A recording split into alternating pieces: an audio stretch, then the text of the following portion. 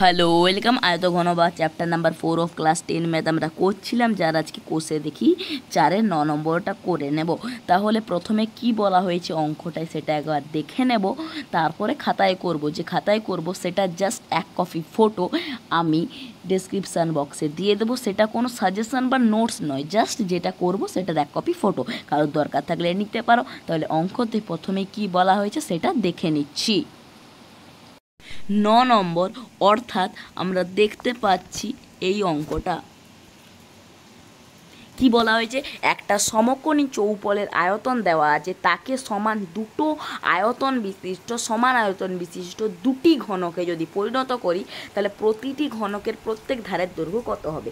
এখান থেকে আমরা বুঝতে পারছি একটা সমকোণী চৌকোণ মানে কি না, আয়ত ঘন দেওয়া আছে, সেই আয়ত ঘনর আয়তনটা দেওয়া আছে এবং সেইটার ভিত্তি করে দুটো ঘনকে ওটাকে কাটতে হবে, মানে ওই আয়ত ঘনটাকে কাল্পনিকভাবে দুটো ঘনকে আমরা কেটে ফেলবো, দিয়ে যে প্রতিটা ঘনক হবে তার প্রতিটা সাইড কি কত হবে বা দৈর্ঘ্য কত হবে সেটা বার করতে হবে। প্রথমে আমরা বুঝতে পারছি যে আয়তনটা দেওয়া আছে, যখন ওটাকে ঘনকে পরিণত করবো তার অর্ধেক হয়ে যাবে, কারণ যখন দুটো ঘনকে পরিণত করবো তার জন্য আয়তনটা অর্ধেক হয়ে গেল। তাহলে আমরা বুঝতে পারছি যে আমরা যে কাছে যে ঘনকটা থাকছে সেটার আমরা আয়তন পেয়ে যাচ্ছি। এবার ঘনকের আয়তন পেয়ে গেলে সেখান থেকে তার বাহু বার করব, কারণ আমরা তো দেখো আমরা বাহু থেকে আয়তন বার করার সূত্র জানি। এটা সত্যি যে আয়তন থেকে বাহু বার করার কোনো সূত্র নাই, তার জন্য কেউ প্রথমে বাহুটার একটা ভ্যালু ধরে নিতে পারো। সেই বাহুটার ভ্যালু ধরে নেওয়ার পর চলরাশি একটা ধরে নেওয়ার পর এক্স বা ওয়াই যেটা ইচ্ছা ধরতে পারো, সেটার ওপরে ভিত্তি করে তার উপর সূত্র দিয়ে সেটার একটা আয়তন বার করবে, দিয়ে সেটার আয়তনের সঙ্গে এই আয়তনে যদি শর্তানুসারে সমান করে দাও তাহলে একটা ভ্যালু পাবো। এইরকমভাবেও করা যায়। আর যদি কেউ জানো কিভাবে ডাইরেক্ট করতে হয় সেভাবেও বসিয়ে দেবো। কিভাবে করতে হয় না, পাওয়ারে দিতে হয় 1/3 বা রুটের ওপরে দিতে হয় 3, এইভাবেও করা যায়। তাহলে যেভাবে ইচ্ছা করতে পারো, আমি একবার দেখিয়ে দিচ্ছি। তাহলে শুরু করে দিচ্ছি 9 নম্বরেরটা।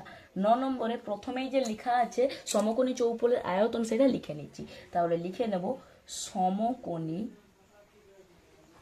চৌপলের আয়তন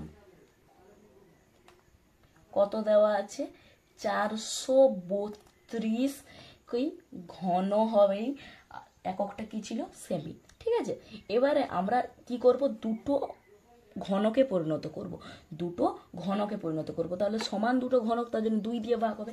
অতএব প্রতিটি ঘনকের আয়তন কত হবে, 2 দিয়ে ভাগ করি, 432/2, তাহলে হয়ে গেল 216, একক একই থাকবে, সেমি। তাহলে 216 ঘন সেমি পেয়ে গেলাম। এবার একটা বাহুর দৈর্ঘ্য আমরা দুভাবে বার করব।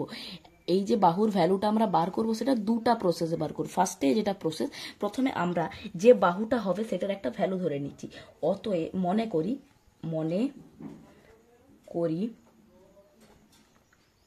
ঘনকের একটি বাহু সমান এ হবে, ধরে নিচ্ছি। এ সেমি ধরছি কারণ এককটা সেমিতেই আছে। অতএব এখান থেকে আমরা যদি আয়তন বার করি, তো মান কত হয়ে যাবে না, একটা বাহু দেওয়া আছে, বাহু থেকে আয়তন কি করে না, বাহুর কিউব করে দেব। তাহলে এ তার হোল কিউব, তাহলে হয়ে গেল এ কিউব। এককটা কি হবে না, ঘন সেমি হয়ে যাবে। ঠিক আছে, এবারে আমাদের কাছে এটাও আয়তন, দুটোর আমরা তুলনা করে দেব। তাহলে তুলনা করতে গেলে আমরা এটাকে 1 নম্বর, এটাকে 2 নম্বর দিয়েও তুলনা করতে পারি বা শর্তানুসারে বসাতে পারি, তাহলে ওটাই সহজ হবে। তাহলে এটাকে 1 নাম্বার নাম দিচ্ছি, এটাকে 2 নাম্বার নাম দিচ্ছি। তাহলে 1 ও আমরা 2 ও 1 এর তুলনা, কারণ 1 ও 2 এর তুলনা যেটা আর 1 আর 2 এর তুলনা একই। তাহলে বিষয়টা কেন করছি না, যেহেতু আমরা এর ভ্যালুটা বার করবো, তাহলে এটাকে এই সাইডে রাখছি, তার জন্য করেই দিই। তাহলে 2 ও 1 নম্বরের তুলনা করে পাই। তাহলে 2 নম্বরটা আগে লিখি, কি এ কিউব সমান কত আছে, 216 ঘন সেমি। তাহলে 216, তাহলে বা দিয়ে এ কিউব, তাহলে এ তার হোল কিউব 216, 216 কার হোল কিউব? আমরা জানি 6 6 36, 36 6 216, মানে 6-এর হোল কিউব। তাহলে এ কিউব আর এদিকে আছে 6-এর হোল কিউব, উপরে উপরে হোল কিউব কেটে গেল, নিচে এ ইজ ইকুয়াল টু 6। এভাবেও আমরা এর ভ্যালুটা বার করতে পারি, অথবা আমরা ডাইরেক্ট জানি যে ঘনকের আয়তন 216 সেমি, তার জন্য ডাইরেক্ট এভাবে বসিয়ে দিতে পারি যে এখানে থেকে বেরালো, অতএব ঘনকের একটি বাহু সমান 6 সেমি। আবার এখান থেকে যদি আমরা এখান থেকে ডাইরেক্ট আনি যে এবারে ঘনকের আয়তন